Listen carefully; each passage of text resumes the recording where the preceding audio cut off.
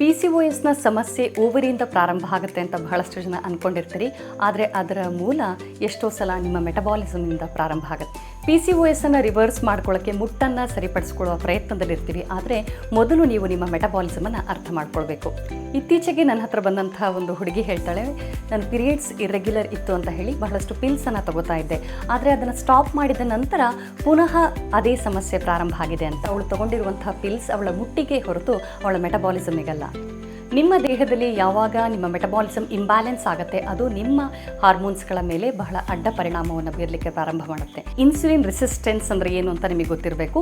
Insulin ಅನ್ನುವಂತಹ hormone ಗ್ಲೂಕೋಸನ್ನು ತಗೊಂಡು ನಿಮ್ಮ ಜೀವಕೋಶಗಳಿಗೆ ಎನರ್ಜಿಯನ್ನು ನೀಡ್ತಾ ಇರುತ್ತೆ. ಕೆಲವೊಂದು ಸಂದರ್ಭದಲ್ಲಿ ನಿಮ್ಮ ಜೀವಕೋಶಗಳು ಇನ್ಸುಲಿನ್ ಹೇಳುವ ಮಾತನ್ನು ಕೇಳಿಸ್ಕೊಳ್ಳೋದಿಲ್ಲ.